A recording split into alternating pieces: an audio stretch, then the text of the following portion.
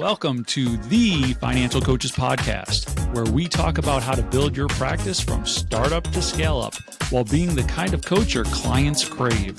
Finally, a podcast for financial coaches. Here are your hosts, Maria Casillas and Cody Sizemore. Hello, everyone. Welcome back to the Financial Coaches Podcast. I'm Maria Casillas, joined here by my incredible co-host, Cody Sizemore. And last week, we talked a little bit about why in the world we do what we do, what keeps us going, where does our mind go when stuff happens to us and we're wondering, should I be doing this in the first place? But you know what we didn't talk about was those times when we start to wonder, should I be doing this in the first place? When our struggles kind of come around. And so I think that Cody and I would like to sort of top off that conversation from last week today by getting a little bit more into what does that look like for us when things aren't going great? What do we do with that? Do we hide it from our clients? Do we share it? And depending on what we choose, what effect does that have on not only our clients, but on our business as well? So that's going to be what we talk about today. Before we jump into that, though, we just want to say thank you so much for tuning in today. If it is your first week, we are very grateful that you found us, and we're excited that you get to listen to some of just this conversational approach that we're using over the last couple of weeks. If you're looking for more, note-taking, bullet point stuff, that you want something concrete, definitely go back. We've got about 200 and some episodes of that exact style. So we encourage you to go back, take some notes, and then continue to tune in every week after this, because not only will you get some amazing content over the next several weeks, but you will become quickly one of our every weekers. So we look forward to that. Cody, I don't want to keep jabbering over here. I want to welcome you into the conversation. How are you doing this week? Doing all right. I've been very, very busy. Very busy, but good overall. So And it's a good busy, yes? it is a good busy. It's a good busy for good reasons, but sometimes you're in those moments and you're just like, I want something, Sleep. like We want sleep. yeah. Yeah. I understand. Yeah. Had those moments. So Well, I'm glad that things are going relatively well for you. thanks. Yeah. So what do you think about this whole idea? Like, do you ever struggle? I mean, I know you just said you're busy, but it's a good busy. So what about your finances, your life in general? I mean, things are pretty smooth for you all the time, right? Totally. I mean, you don't ever have any bombshells dropped for you. It's not like anyone's lost work or, Yep. Never happens. everything's good for you. Okay. Well, then we don't really have to have this conversation, I don't think, because, you and I we have perfection for lives. Yeah. So Yeah. of course we're being sarcastic, you all. Just like each one of you listening, we too are thrown sometimes some real curveballs in our lives. And I think it's good to just kind of talk about what we do with those. So I'm going to open it up to you, Cody, and say, what are some of your thoughts on how we present ourselves and those curveballs to or around our clients? Yeah. So I'll say a few things. Number one, my life the last 3 months has been a whirlwind of just unfortunate event after unfortunate event after unfortunate event after unfortunate event. And it's been challenging. And to answer your question around how do we present ourselves as coaches and should we be talking about this with people and stuff like that? I think that there is an expectation and I think it's kind of unspoken as well, that we as financial coaches should probably just have things together, and that we shouldn't have money struggles, or, if something does come up in our lives, that we have the very short, quick and easy solution to it, and all that kinds of stuff, right? The reality is that that's not the case. We are all humans. We all have our good moments. We all have our bad moments, and that is the truth, kind of thing. So some coaches might feel a little bit strange, talking to their clients, or even their prospects if it comes up organically on a consultation about your struggles or what you have been through or what you're even currently going through. And I can understand why it would feel weird to do that and a little bit scary to do that as well, because like you don't want to sacrifice your authority. You don't want to sacrifice, the validation that you get for the title that you hold. But at the same time, I also think that by not sharing these things you can actually miss out on um, quite a bit of value that you can bring to your clients. So that's why I thought that having this conversation today is a good idea. I would love to. I think if anything, if you as a listener got anything out of today, it would be that like I would encourage you to be vulnerable with your Mhm. clients, uh, for many many reasons. But you'll find that out as we start talking. So Yeah, yeah. yeah. Before we go into some of the reasons for that, I just wanna throw out that fantastic word, phrase, imposter syndrome.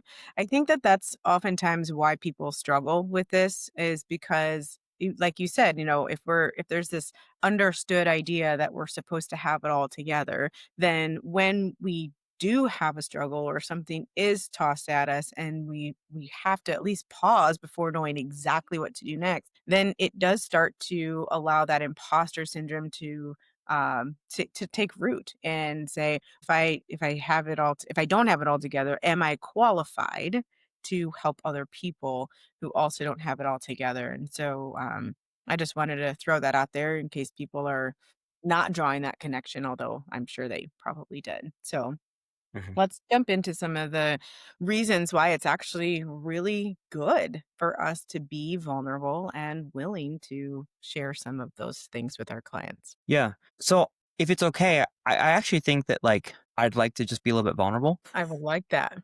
right now. Because it'll give context of everything that we're going to be kind of talking about, right? So, Sure. um, I won't go into great detail, just out of the interest of keeping this episode at a decent length in time. But the gist of this is that like the last 3-ish months or so, um, have been really challenging for me. In fact, I would say probably the most challenging period of time that I've had in my life that I can remember, and I go through periods to where it's like, well, if one thing goes wrong, everything goes wrong. And that usually happens to me like once or twice a year kind of thing. It kind of feels like, but this one was different. Like this one was like really, really intense. It was really intense, much more than anything that I had dealt with before. Just to give you a small list of the things that had happened. Um, I had a tree fall on my house. So had to deal with that, the damage to the house and the cost of removing the tree. Um, Insurance wasn't super great with that either. So it basically was like 100% on me, essentially. Mhm, mhm. Um, had um, our cat die, which was like, $2,500 to kind of deal with that. Had our car need a new engine. It was about 6 grand. Had a baby, which was great, but the insurance situation wasn't the best through like my wife's work, and we're still fighting them on that. But essentially, we're trying to figure out like, hey, are we actually going to be on the hook for 25 grand or not, kind of thing? And if not, then is it going to be 10 grand, kind of Mhm. thing? Like, so we're still working through that. My wife lost her job 3 weeks after coming back after maternity leave. And the most recent thing was that we just found out about 2 or 3 weeks ago that we have termites in our home, which is great. This is your current home, not your rental Yeah. homes? Yeah. Primary Your residence. primary Yep. residence. Mhm. So that's a developing thing as well. And, again, like that's not everything that happened. That's just like, just a few, just to Mhm. say. But long story short, like if we were to look at like the last 3 months or so, and we kind of take into consideration unexpected expenses and also lost income, we're probably looking at somewhere between like 40 to 50 grand within the last 3 months. Right. Um, so it's been challenging on my end. Yeah. All the while, to where like everything really does come back to me in a lot of ways, because like before my wife lost her job, she wasn't making like anything to be super crazy about. Like it really was just a job for the insurance kind of thing. And then Which she sounds lost her like job. it's really helpful for that. Extremely, extremely helpful. Extremely I was helpful. I was actually being sarcastic. Yeah. Oh, okay. Well, it was helpful. But now that she's lost, you know, it is all on me to Yeah. do this. And now I have to pay for health insurance out of pocket and, for a family of 5. It's a lot. While I have made it through this and, I'm actually like just kind of buttoning up a lot of the loose ends, finally, like I feel like things are finally starting to like come to a little bit more of a close. Um, I've gotten a lot of growth out of this and a lot of lessons have came from this. And, I even had a spiritual encounter through this, which was awesome. Unlike anything I'd ever experienced before. And, I say all of this because obviously us as financial coaches, we have those moments with our clients to where unexpected things happen. And sometimes there might be a client that, goes through something similar like this. Maybe Mhm. not at that same level, maybe even worse, who knows? But like sometimes they go through periods like this and, you know, they get really discouraged and they're like, well, is this even worth it? Is it working? Will I ever get out of this? Here we go again. Like all those different types of things. And I think that just having the ability to be vulnerable with your clients and just share with them, like, hey, like, I'm not just going to be this person on the other side of this Zoom meeting telling you what you can do, what you shouldn't do. And, basically just saying, like, well, what are you going to do? Just give up? Like, I'm not going to be that kind of guy. Like, I'm actually going to level with you here. And I'm going to share with you, like, hey, I'm not going to share this with you to take away from your situation because that's not my intention. Like, I'm not trying to take the spotlight away from you and shine it on me and say, well, look at my problems. Instead, it's like, well, I'm sharing this with you because I want you to understand that, like, I'm with you. Like, I understand you. I've been there and let's work on this. Um, and I've actually done that. Several times over these last few months, especially, but even before then as well. And Mhm. every time that I do that, it's really, really well received. I think that people really appreciate it because they know that like you're not being fake. They know that they can trust you. They know that they can like lean on you and rely on you in certain ways. And I also think that it kind of empowers them in a lot of ways too, because it's like, well, if they can do it, I can too. Because sometimes when these clients get into these situations, they feel alone. Mhm. They feel like they're the only person in the world who's dealing with it. And, that's why it might feel impossible to achieve. But if they know that someone else can, and especially someone else that's in their corner, that's there to help them, to support them, and to guide them, it can actually really empower them as well. So that's the long and short of it. I have more that I want to say, but I've been kind of rambling a little bit, so I'll give you some time to respond to that, and we'll keep going. You'll let me counter ramble. Yeah. Um, I think the only thing I would really add is that it helps to manage expectations for our clients. Hmm. And what I mean by that is I know that a lot of times, especially new coaches, because you're new, you don't have a lot of life after transformation period, right? So like you've done your own transformation and reality says that about at least 90% of coaches get into it because they've had their own financial transformation. Would you agree with that? Yeah, Uh, I would say so. I'm Hmm. just throwing a statistic out there. It's not studied. I'm guessing. It's been almost 100% of every person that we've asked, just so you know, but I'm sure there's outliers. So, I think that especially when we're new, we don't have that time after transformation yet. So our go-to if we're trying to empathize or relate to somebody, we might say, "Oh, I remember when I had something similar." But what you're talking about is you've had a transformation. Your money is in a good place. You are now years into helping other people. You've been doing all of this for however long, and you're still having life thrown at you. You still have these things that come up. And if you're able to share that vulnerably with your clients, they're going to know intuitively, oh, so what you're saying is even when I pull all this together, stuff is still going to hit the fan, right? And I mean this when I say it helps to manage expectations, because if they think that once they've got it all together, everything is fine, then they're going to be very disappointed, not just with themselves, but with you, because you made it kind of sound like once it's good, it's good. And if I do all this work, I won't have to work so hard later on. And I just wanted to add that because I think that that's one of the things that it's maybe an unspoken value that we provide for them. Yeah. Yeah, it is. And I think that that's an expectation that clients kind of enter the coaching relationship with that might be a little bit skewed.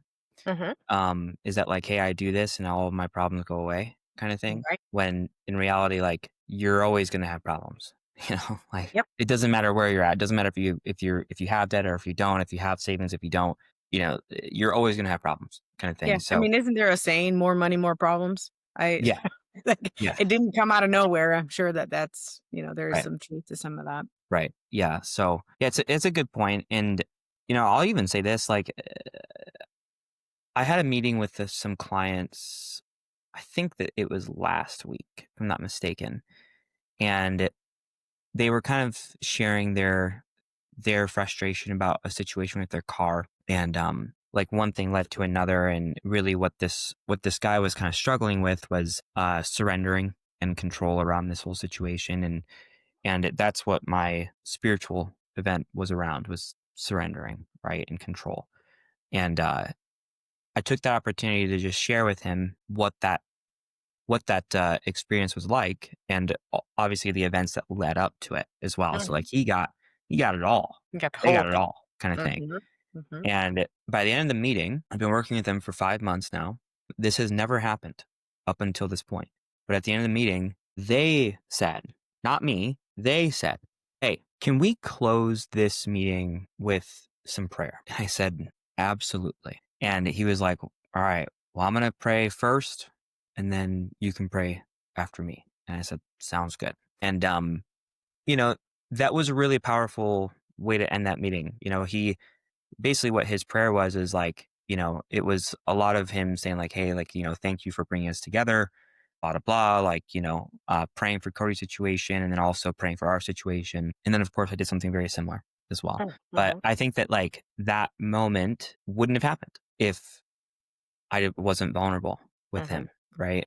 Hmm. Um, and I think that that moment above any other moments in our coaching was actually the moment that our relationship got the strongest. It Hmm. got the deepest. And that's not only good for just them as clients and obviously us as coaches, but like that could be something that like really really shakes things for them in a positive way moving forward for who knows how long, you I know. agree. And So, I'm really glad that you brought that up, because the only other thing that I would have added to it was that it makes us more relatable.